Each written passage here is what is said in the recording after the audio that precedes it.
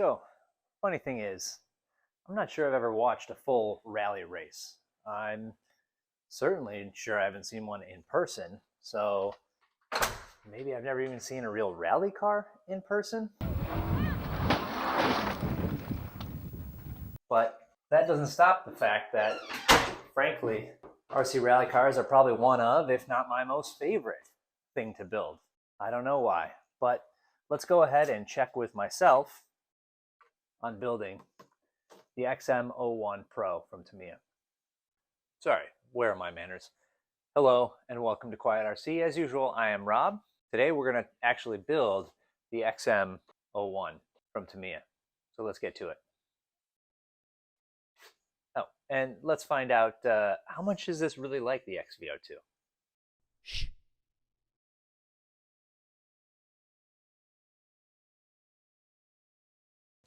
Finally, time to get back to doing a proper build video. So finally, we're going to be picking up where I left off with this Tamiya XM-01 Pro, their new mini chassis that's four-wheel drive, rally ready. So let's get into it.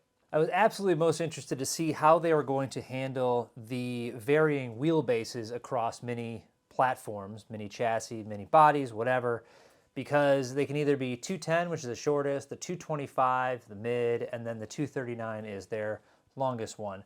What you're seeing right now here with this Fiat body is the 239, so it is the longest one. This M08R is set up for the 225, and currently this MF01X is set up for the shortest wheelbase at 210. So there's a little size comparison for you. I don't have the body on that one yet because that is in works. So, as usual, we start with page 4, step 2. I shouldn't joke so much about that step 2 being the starting point because I believe step 1 is actually just telling you to charge a battery and get everything ready. And when I finally get to that point where you're putting in the servos, I'm always angry at myself for forgetting to do that. So maybe I should pay attention to step 1 a little bit more. A lot of the construction of this is very similar to the XV02. As you can see, the actual chassis layout is very similar, again, to the XV02, obviously just shrunk down for the Mini. So there are a lot of steps in this and parts that are across both platforms that are very similar. As with the XV02, you start off by flipping over the chassis, and you're gluing in some lock nuts in place, mostly because it's too difficult once you flip it back over to hold it in place and screw it in. There's no real reason other than temporarily holding it for you. When I built the diffs for this, I used actually heavier diff oil than they suggested, mostly because of what I had on hand, but I also like my diffs to be just a little bit tighter, especially the front. Also, when you are building these, make sure you're paying attention to how you actually get that pin dropped all the way down in there. There are kind of grooves that allow you to actually fit it down in there and slide it into place with some needle nose or tweezers.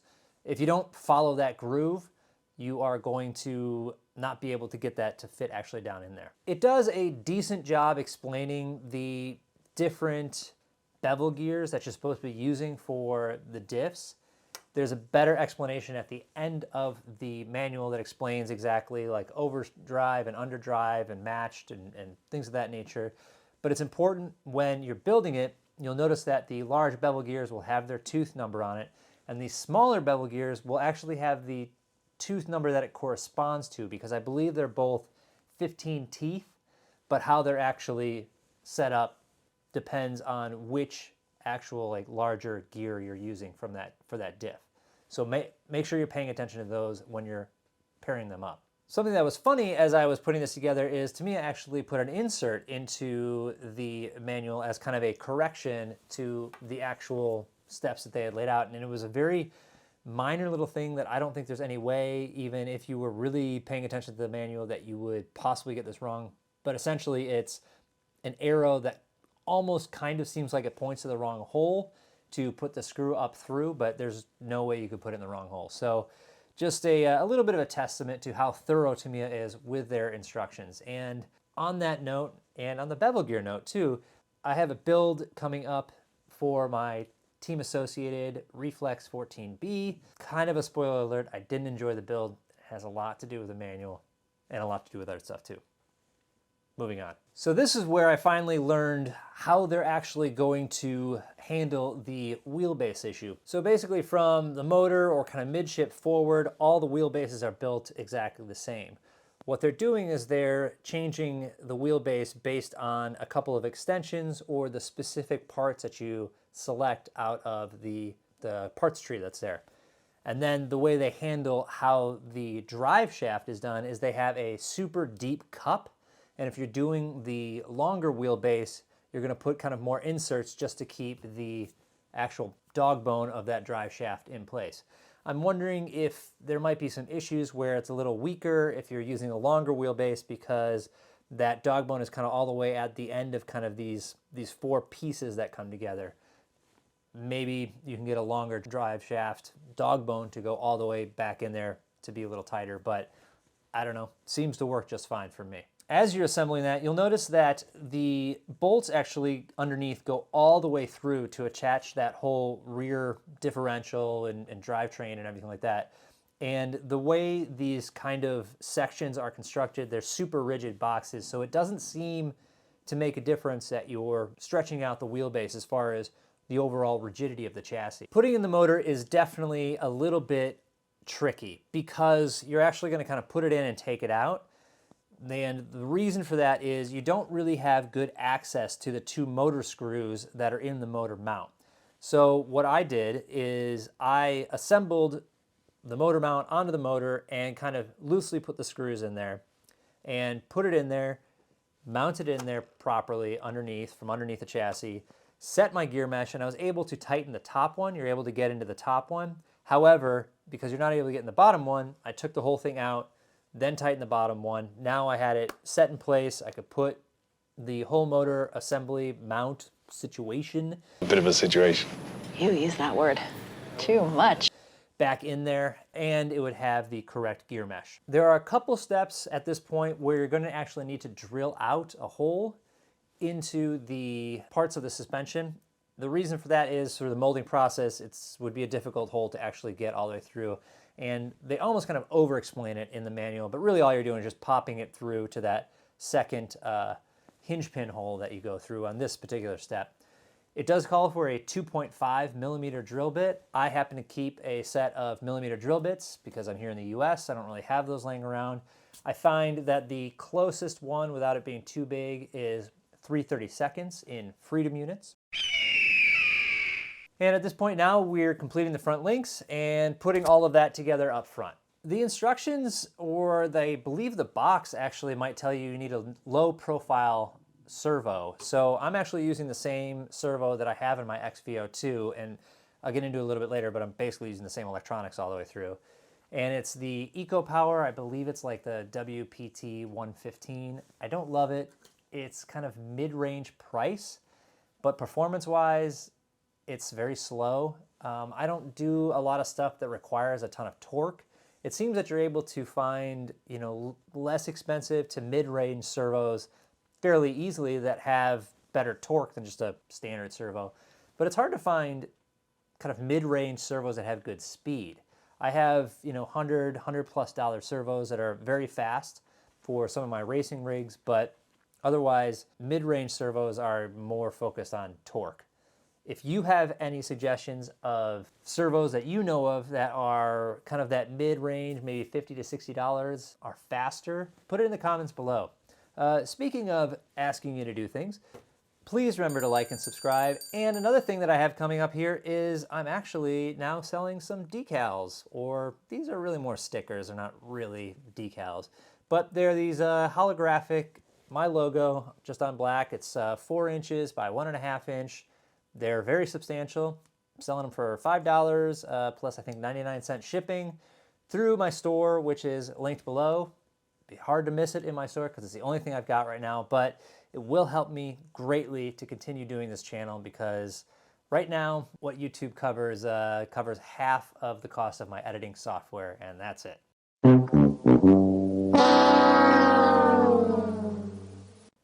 So check these out. They're pretty nice quality, and it would help a lot. Limited quantity, though. As you're assembling the front, inner, and outer hinge pins, they're very close in length, so just double check those as you're putting those together. As you're starting to install the electronics, this is where the fact that it's mini becomes an issue. I really don't have anything that would fit down in the tub. They kind of show an illustration of both a ESC and receiver fitting in the tub. I've got my smallest receiver that I have here, and I don't know what ESC would possibly fit in the tub with that receiver in there. I think maybe you could, even actually just an ESC was having a hard time fitting in the tub, because I would obviously just have the receiver, it's smaller, lighter, sitting up higher, but couldn't find anything. So they do offer this part that's kind of like a little shelf for the ESC to stand on. Now that becomes a problem when installing the dust cover.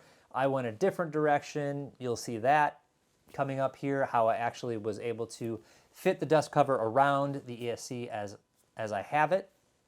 But I'm not sure what all you would fit in there. Again, if you guys have experience with this and you know, or suggestions, drop it in the comments below. Let me know. I do love these mini rally block tires. They're seemingly softer than the original rally block tires for the full-size rally cars that come standard with the Tamiya rally kits.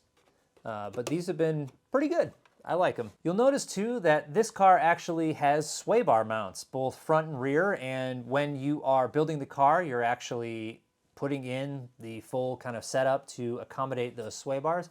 I haven't seen, as of the time of this recording, specific sway bar sets for the mini chassis. I imagine they have to be a little bit narrower than just the regular XV02 or XV01 sway bars that are available out there. I originally thought the XV02 dust cover was one of the most complicated kind of pieces of Lexan to put together, but this may top it. It's definitely constructed entirely differently than the XV02 dust cover. Really, the trick is how you're going to trim it out. One of the things that is difficult or doesn't quite line up how they say it's going to is the servo. By the way, I should mention with the servo, I'm not sure you need a low profile servo.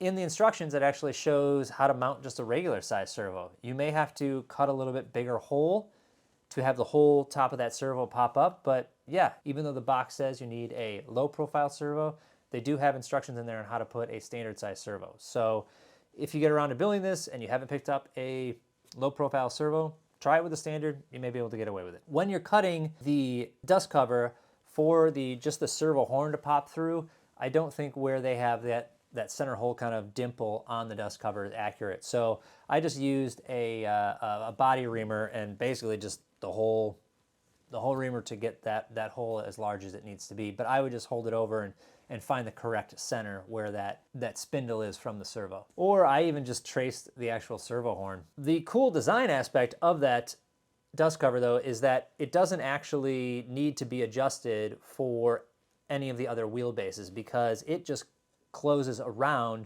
where the back of the tub of the chassis is, and then the car's wheelbase is adjusted past that point. So you don't have to worry about any changing wheelbases and having to get like a new dust cover for every single wheelbase. And as you can see, I had to mount the ESC all the way on the back kind of shelf part of that back chassis, and then cut a hole in the top of the dust cover to actually get it to fit on there. That's really the only place I could fit it. I went with this Fiat 131 Oleo body. I thought this was just a great looking body, and instead of doing it kind of their box art, I did it as a little bit of an homage to the Fiat Spider that my dad had and I learned to drive on back in the, well, he bought it in the 80s and I learned to drive on it in the mid 90s. So I did kind of this dark metallic blue with gold pinstriping as an homage to that, and then used the same gold to do the hard plastic pieces that went on here.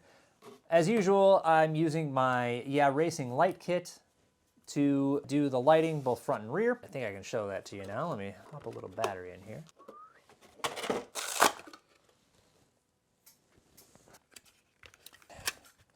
But it is tight. Too tight.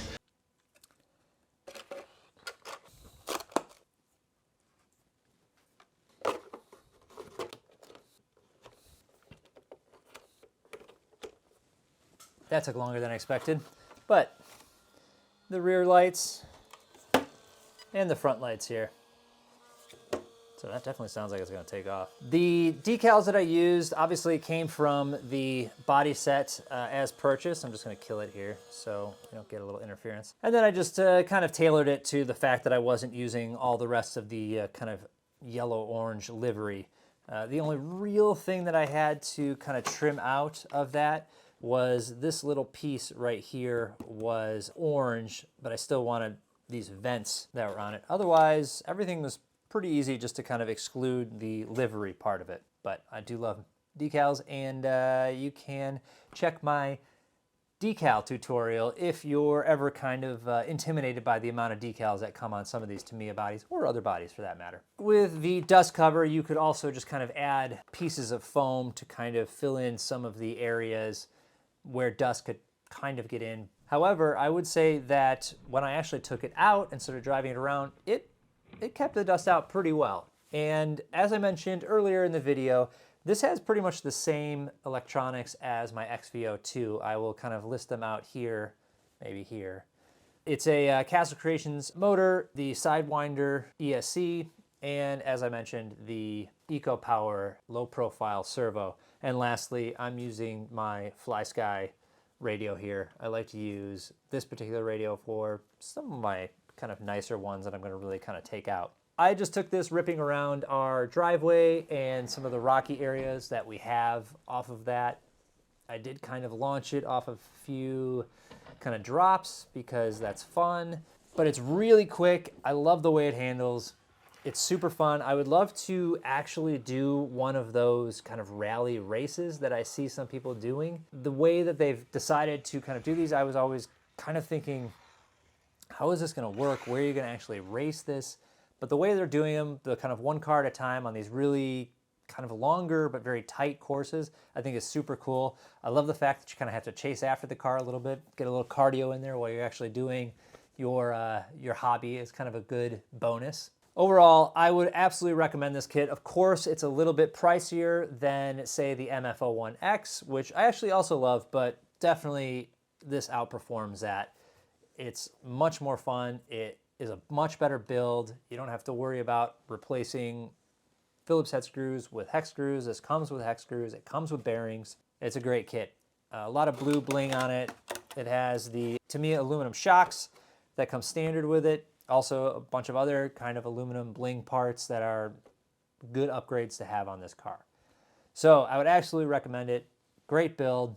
I'll leave you with a little bit of run footage here. Don't forget to like and subscribe. And again, I do have these decals that I'm selling, stickers. I would classify these as stickers and not decals. I'll allow it. But go grab one, limited time. But that's all I got for you today. Thank you so much, and we'll talk RC again later. Let's see how the cover actually worked.